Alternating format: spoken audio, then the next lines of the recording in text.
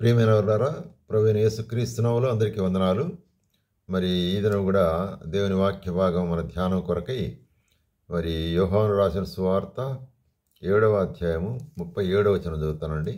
యోహాను సువార్త 7వ అధ్యాయం 37వ వచనం. ఆ పండుగలో మహాదినమైన అంత్యదినమున యేసు నిలిచి, ఎవడైనను దప్పిగొన ఎడల నా యొద్దకు వచ్చి దప్పి తీర్చుకునవలను. ఆ పండుగలో ఇక్కడ యెరూషలేములో పర్ణశాలల పండుగ జరుగుతుంటున్నది. అది సంవత్సరానికి ఒకసారి జరిపించవలసిన పండుగగా ఉంటున్నది. వాళ్ళ దినాల్లో అది ఆచారం. అట్లయితే యేసు ప్రభు ఇక్కడ మరి ఆ పండుగలో ఆఖరి దినము ఏం చెప్తున్నాడంటే, ఒక గొప్ప ఆహ్వానం, జనులందరికీ ఆహ్వానం. It's universal call. ఏంటంటే, మరి ఎవడైనను దప్పిగొన ఎడల వాడు నా యొద్దకు వచ్చి దాహం తీర్చుకునేవారును. ఎవడైనను దప్పిగొన ఎడల. కాబట్టి ఇక్కడ మరి యేసు ప్రభు మాట్లాడేటువంటి మాట దప్పిక గురించి మాట్లాడుతున్నాడు. ఏమిటి దప్పిక? ఎటువంటి దప్పిక అంటే చూస్తున్నాం మరి యోహాను సువార్తలో ఆయన మరి 4వ అధ్యాయంలో ఇక్కడ సమరయ స్త్రీతో మాట్లాడుతున్నాడు. సమరయ స్త్రీతో మాట్లాడుతూ ఏమంటాడు ఆయన? మరి 13వ వచనములో, అందుకు యేసు, ఈ నీళ్లు తాగు ప్రతివాడు మరలా దప్పిగొను, నేనిచ్చు నీళ్లు త్రాగువాడు దప్పిగొనడు. నేను వానికిచ్చు నీళ్లు నిత్య జీవముకై వానిలో ఊరడి నీటి బుగ్గ. కాబట్టి ఇక్కడ యేసు ప్రభు దప్పిగొన్న వారు అని పిలిచేటప్పుడు ఏదో బావిలో ఉండేటువంటి నీళ్ళు ఇచ్చేటువంటిది కాదు. అందుకొరికి అక్కడ సమరయ స్త్రీ బావి దగ్గర మాట్లాడుతున్నాడు. ఈ యొక్క బావిలో తాగే నీళ్లు మీరు తాగితే తిరిగి తిరిగి దప్పికొంటారు. అయితే నేను మీకు ఇచ్చే నీళ్లు తాగినట్లయితే ఎప్పుడు దప్పికొనరు. అది నిత్య జీవము కొరకైనట్టు. కాబట్టి లివింగ్ వాటర్స్. కాబట్టి యేసు ప్రభు సార్వత్రికంలో ఉండేటువంటి ప్రజలందరినీ కూడా ఎవడైనను అన్నప్పుడు కదా, మరి ఇంకక్కడ ఏ భేదం లేదు. అందరూ కూడా మరి ఆహ్వానితులే. దేని కొరకు? ఆ యొక్క జీవజలము కొరకై. కాబట్టి ఆ నీళ్లు తాగిన వాడు మరి ఎల్లప్పుడూ బ్రతుకును అంటున్నాడు, ఎప్పుడు తప్పికొనడు అంటున్నాడు. కాబట్టి ఆయన ఆహ్వానంలో మొదటిది జీవజలము కొరకైన ఆహ్వానం. రెండవదిగా యోహాను సువార్తలోనే 10వ అధ్యాయం 9వ వచనంలో ఏమంటున్నాడు? ఇక్కడ యోహాను సువార్త 10వ అధ్యాయము 9వ వచనంలో ఏం చెప్తున్నాడు? ఇక్కడ నేనే ద్వారమును, నా ద్వారా ఎవడైనను లోపల ప్రవేశించిన ఎడల వాడు రక్షింపబడిన వాడై లోపలికి పోవచ్చు, బయటికి వచ్చు, మేత మేయిచునుడును. ఇక్కడ యేసు ప్రభు మాట్లాడే సందర్భం ఏంటంటే, నేను గొర్రెల కాపరిని, మీరు గొర్రెలు అని చెప్తుంటున్నాడు. అప్పుడు గొర్రెల కాపరి ఎటువంటి గొర్రెల కాపరి ఉంటున్నాడంటే, ఆయనే ద్వారమైన వాడుకుంటున్నాడు. అంటే ఆయన ద్వారా ప్రవేశించుట అనేటువంటిది, ఆయన ద్వారా లోపలికి ప్రవేశించుట, లేక ఆయన్ను లోపలికి మనం పోవట, లేక ఆయన్ను మనం స్వీకరించుట అనేటువంటి దాని ద్వారా మనం ఏం కలుగుతుంట? రక్షింపబడిన వారై. కాబట్టి universal call for a salvation. ఎవడైనను, కాబట్టి ఎవడైనను సరే మరి చూసినట్లయితే నా ద్వారా లోపలికి ఎందుకంటే యేసుక్రీస్తే మార్గము సత్యము జీవం పెట్టినాడు. నా ద్వారా తప్ప ఎవడను తండ్రి ఎదుకు రాలేడు అంటున్నాడు. కాబట్టి ఆయన ద్వారానే మనము రక్షణ పొందవలసిన వారు ఉంటున్నాము. కాబట్టి రక్షణ కొరకైనటువంటి ఆహ్వానము.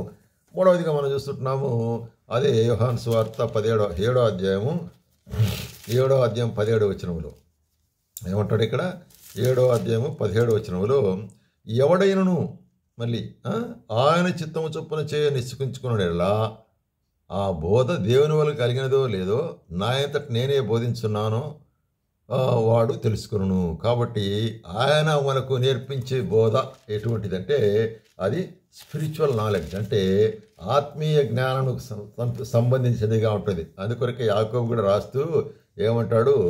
యాకోబు పత్రిక 1వ అధ్యాయం 5వ వచనంలో మనం చూస్తుంటున్నాము, మీలో ఎవరికైనా జ్ఞానము కొద్దుగా ఉన్న ఎడల అతడు దేవుని అడగవలను, అప్పుడు ఇది మీకు అనుగ్రహింపబడును. ఆయన ఎవరిని గద్దింపక అందరికీ ధారాళముగా దయచు. కాబట్టి జ్ఞానము ఒకవేళ అది మరి స్పిరిచువల్ నాలెడ్జ్, స్పిరిచువల్ విజ్డమ్ అని కూడా చెప్పచ్చు. ఆత్మీయమైన జ్ఞానము, లేక ఇవి లౌకికమైన జ్ఞానం కూడా మరి మనం అడిగినట్లయితే అది కూడా ఆయన మనకిస్తాడు. అయితే ప్రాముఖ్యంగా ఇక్కడ చెప్పేది ఏంటంటే ఆత్మీయమైన జ్ఞానం. మన ఆత్మలో మరి జ్ఞానం అవసరం, జ్ఞానంతో జీవించడం అనేటువంటిది అవసరం. కాబట్టి అటువంటి జ్ఞానం ఎవరికైనా కొద్దుగా ఉన్నట్లయితే, ప్రభువా నాకు జ్ఞానం లేదు, నేను బుద్ధిహీనుడిగా ఉంటున్నాను, నాకు జ్ఞానం ఇవి, నేను చక్కగా మరి నడుచుకుంటూ సహాయం చేయంటే ఆయన సహాయం చేస్తాడు.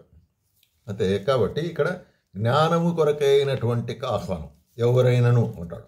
కాబట్టి ఇప్పుడు మనం ఏం చూస్తున్నామంటే యూనివర్సల్ కాల్, ఎవడైనను అనేటువంటి దాని మీద మనం చూస్తుంటున్నాం. అట్లాగే అదే యోహాను సువార్త తిరిగి మనం పోయినట్లయితే 6వ అధ్యాయం 51వ వచనములో, యోహాను సువార్త 6వ అధ్యాయం 51వ వచనంలో ఏమంటాడు చూసినట్లయితే, పరలోకం నుండి దిగి వచ్చిన జీవాహారం నేనే, ఎవడైనను ఈ ఆహారం భుజించితే, ఎవడైనను ఈ ఆహారం భుజించితే వాడు ఎల్లప్పుడూ జీవించును. కాబట్టి నా యొద్ద జీవజలం ఉంటున్నది అని చెప్పాడు. కాబట్టి ఇంకెప్పుడు దప్పిగలరు. అట్లాగే నేనే జీవాహారం ఏంటున్నాను కాబట్టి నన్ను భుజించిన వాడు ఎప్పుడే కానీ మరి జీవించేవాడుకుంటున్నాడు అనేటువంటి కార్యం. నేను ఇచ్చు ఆహారము లోకమునకు జీవము కొరకైన నా శరీరం అని మీతో చెప్తున్నాను. కాబట్టి ఆయన ఇచ్చేటువంటి ఆహారము, ఆయన శరీరము, ఆయన రక్తము సాదృశ్యంగా మనకు చెప్తుంటున్నాడు అన్నమాట. కాబట్టి మన కొరకే ఏ విధంగా ఆయన శరీరాన్ని, ఆయన రక్తాన్ని చిందించనంటున్నాడు అనేటువంటి కార్యాన్ని మనకు బయలుపరుస్తున్నాడు. దాన్ని మరి స్వీకరించినట్లయితే ఎప్పుడే కానీ ఇంకా ఆకలి కొనడు అంటాడు. అదే మరి ఆత్మీయమైనటువంటి మరి ఆహారం, ఎటర్నల్ లైఫ్, నిత్య జీవాన్ని ఇచ్చేవాడుకుంటున్నాడు. ఆయన మనకు నిత్య జీవాన్ని ఇస్తున్నాడు. నిత్య జీవం మాత్రం కాకుండా నిత్య మరి సహవాసం కూడా మనకి ఇస్తాడు. నిత్య సహవాసాన్ని కూడా దేవుడు మనకి ఇచ్చేవాడుకుంటున్నాడు. అందుకొరకే ప్రకటన గ్రంథం 3వ అధ్యాయంలో ఇక్కడ లవోదిసియా సంఘానికి రాసిన తర్వాత ఏం చెప్తాడంటే 3వ అధ్యాయం 20వ వచనంలో ఏమంటున్నాడు, నేను తలుపునొద్ద నిలుచుండి తట్టుచున్నాను, ఎవడైనను నా స్వరం విని తలుపు తీసినడలా నేను అతని యొద్దకును వచ్చి అతనితో నేనును నాతో కూడా అతడును భోజనం చేయను. కాబట్టి అతనితో నేను, నాతో కూడా అతను అంటే ఇది ఏం చూపిస్తుందంటే సహవాసానికి సాదృశ్యంగా చూపిస్తున్నది. కాబట్టి యేసు ప్రభువును మన హృదయం అనేటువంటి తలుపు తెరిచి ఆయన ఆహ్వానిస్తే ఆయన మనలో ప్రవేశించి మనకిచ్చేటువంటి ఆదరణ ఏంటంటే ఆయన మనతో సహవాసం కలిగిన వాడుకుంటాడు. అంటే దేవుడు మనతో సహవాసం మనకు కలిగినట్లయితే ఎంత సమాధానం, ఎంత సంతృప్తి మనం కలిగి ఉంటాము. కాబట్టి ఆయన నీ జీవితంలో ఎప్పుడైనా ఆహ్వానించినావా అనేటువంటిది ఇప్పుడు ప్రశ్న. కాబట్టి ప్రేమన సహోదరి వింటున్నావు కదా జీవన వాక్యము, ఆయన నీ హృదయంలోకి ఆహ్వానించుంటున్నావా? అట్లా ఆహ్వానించినట్లయితే ఆయన నీకు మంచి మిత్రుడుగా ఉంటున్నాడు. Is a good friend. కాబట్టి ఆయన మన హృదయంలోకి ఆహ్వానిస్తే ఆయనతో ఆయన కూడా సహవాసం కలిగిన వారంగా ఉంటాము. ఈ సహవాసం ఎంతో గొప్పది. ఇది ఎటువంటిదంటే డివైన్ ఫెలోషిప్, దైవికమైన సహవాసం అనేటువంటి. కాబట్టి ఎవడైనను అని మరి అందరిని గురించి ఆయన పిలిచేటప్పుడు ఏమంటాడు, ఎవడైనను దప్పికుంటే జీవజలం నా దగ్గర, ఎవడైనను ఆకలిగుంటే జీవాహారం నేనే, ఎవడైనను నా ద్వారా ప్రవేశిస్తే రక్షణ నేనే, ఎవడైనను జ్ఞానం అడిగినట్లయితే జ్ఞానాన్ని నేనే, అట్లాగే ఎవడైనను మరి చూసినట్లయితే నిత్య జీవం నా యొక్క శరీరం రక్తం తాగువాడు నిత్య జీవం గలవాడు అంటాడు. కాబట్టి ఆయన యొక్క మరి త్యాగమునకు సాదృశ్యంగా ఉంటుంది. అట్లాగే ఎవడైనను తలుపు తెరిచినట్లయితే తన హృదయ తలుపును వానితో కూడా నేనుతో కూడా వాడు ఫెలోషిప్. కాబట్టి ఇటువంటి సహవాసము కలిగి ఉండడానికి ప్రభు మనకు సహాయం చేయాలి.